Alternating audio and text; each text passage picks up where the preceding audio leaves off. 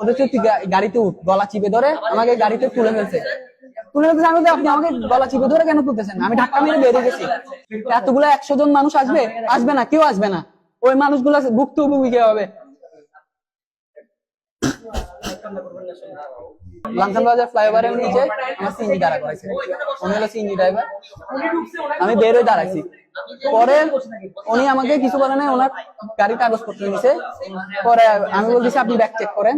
ওদের গাড়িতে উঠ, গলা চিপে ধরে আমাকে গাড়িতে তুলে ফেলছে। আমি বলছি, আপনি আমাকে গলা চিপে ধরে কেন তুলতেছেন? আমি ধাক্কা মেরে বেরিয়ে গেছি।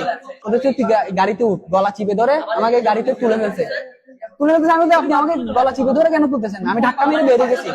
আরেকজন একটা সাদা পাঞ্জাবি পরা একটা মানুষ ছিল,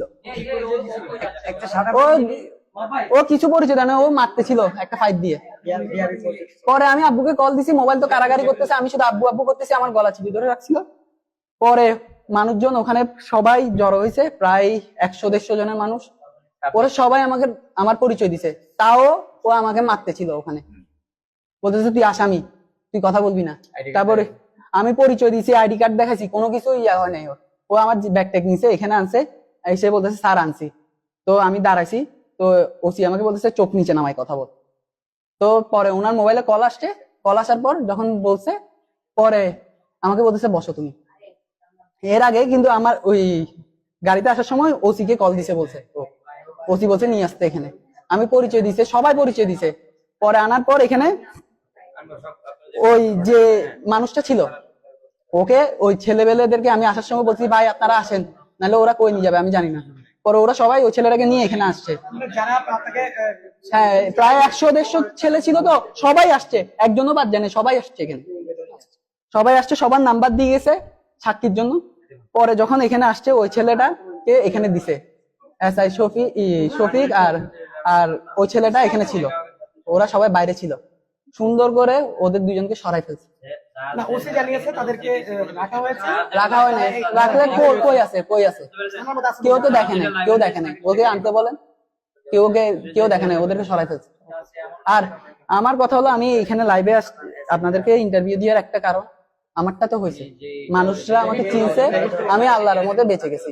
পুলিশ যদি আমাকে সিএনজি করে তুলে কই নিয়ে যাবে? ও তো ওর গাড়ি তো আছে, গাড়িতে না তুলে ও আমাকে সিএনজিতে তুলে কই নিয়ে যেত। তো আমার জায়গায় যদি অন্য সাধারণ মানুষ থাকতো, আপনারা কেউ আসতেন না, ওই 100-150 মানুষ কোশ্চেনও করতো না। ওকে যদি গুম করে ফেলতো কি করতেন? যে পুলিশের হাতে যদি আপনার মানুষ সেফ না থাকে, তাহলে আল্লাহ কি ভাই? একটা প্রশ্ন ছিল, আপনার কি এর মধ্যে মনে হয়েছে আপনার সাথে কোনো ধরনের কোনো শত্রুতা নেই, বা কারোর সাথে কোনো ধরনের কোনো বাদবিতন্ড বা কোনো ধরনের কোনো দ্বন্দ্ব ছিল কিনা? না, আমি তো আজ পর্যন্ত পুলিশ আর্মি আমাদেরকে ডাকে, আমরা নামি পরিচয় দিই, চেক করে ছেড়ে দেয়। এরকম তো ভাই আমার গায়ে হাত দিবে কেন? গলা চিপে ধরে কেমনে তুলবে? ওই সোর্সটা মারছে, পুলিশও মারছে, পুলিশ যে ছিল ও লাঠি দিয়ে মারছে। আমি চাচ্ছি হলো সুস্থ বিচার চাই সরকারের কাছে, এটা কোনোভাবে নর্মালি নেওয়ার কিছু না। কারণ আজকে আমার সাথে হয়েছে, ঠিক আছে, আজকে আমার সাথে হয়েছে, কালকে আরেকজনের সাথে হইলে ও কার কাছে যাবে? ওর জন্য আপনি আসবেন না। এতগুলো 100 জন মানুষ আসবে না, কেউ আসবে না। ওই মানুষগুলো ভুক্তভোগী কে হবে?